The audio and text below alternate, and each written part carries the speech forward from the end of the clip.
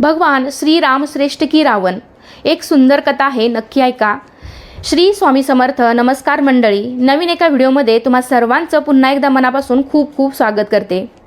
यंदा 26 मार्च रोजी श्रीरामनवमी आहे, अर्थात प्रभू श्रीरामांचा जन्मदिवस. त्यानिमित्ताने त्यांच्या व्यक्तिमत्वाचा पैलू उलगडणारी कथा ही जरूर नक्की ऐका. भारत ही श्रीराम प्रभूंची जन्मभूमी आहे. राम अस्तित्वातच नव्हता, रामायण काल्पनिक काव्य आहे, हे म्हणण्यापर्यंत काही लोकांची मजल जाते. याचे कारण या ग्रंथाचा अभ्यास न करता यावर भाष्य केले जाते. अशा वेळी जे अभ्यासक आहेत त्यांचे विचार दिशादर्शक ठरतात. रावण कितीही बलाढ्य असला, शक्तिशाली असला, वेदशास्त्रात पारंगत असला, तरी तो अनितीने अधर्माने वागणारा होता. त्यामुळे त्याची पूजा सर्वार्थाने चूकच आहे. याउलट प्रभू श्री रामचंद्र यांनी आपल्या बिकट काळात सुद्धा अनिती आणि अधर्माची वाट कधीच धरली नाही. नेहमी सत्याचाच मार्ग धरला आणि याची पावती रावणाची पत्नी मंडोदरीने दिली.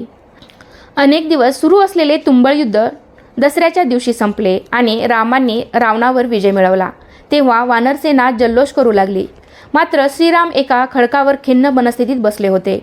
एवढा रक्तपात झाला याची सल त्यांच्या मनाला टोचत होती. तेवढ्यात पावलांचा आवाज झाला आणि स्त्री आकृतीची सावली त्यांना दिसली.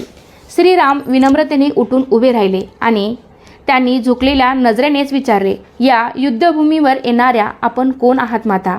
तेव्हा मंडोदरी म्हणाली, मी तीच दुर्दैवी स्त्री आहे जिच्या पतीचा मृत्यू तुमच्या हातून झाला. मी रावणपत्नी मंडोदरी आहे.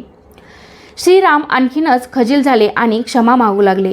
रावण हा शूरवीर योद्धा होता, परंतु तो अधर्माने वागणारा असल्यामुळे त्याचा अंत करावा लागला, अशी प्रांजळ कबुली श्रीरामाने दिली आणि मंडोदरीची क्षमा मागितली. मंडोदरी म्हणाली, हे होणार हे मला माहीत होतंच, पण मी इथे आले ते वेगळ्या कारणासाठी.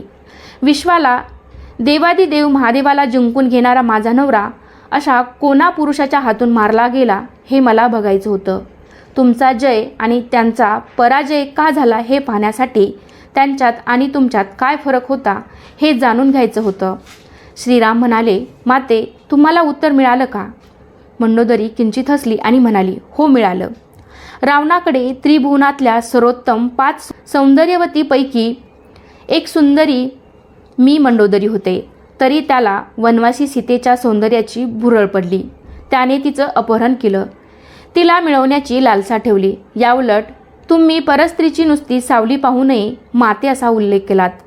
हा सद्गुणी विचारच तुम्हा दोघांमधला मुख्य फरक होता. जी व्यक्ती स्त्रीचा आदर सन्मान करते तिला कोणीही हरू शकत नाही. याउलट जी व्यक्ती स्त्रीचे अपमान करते, तिला कमी लेखते, त्रास देते, तिला या ब्रह्मांडात कोणीही वाचू शकत नाही. जय श्रीराम.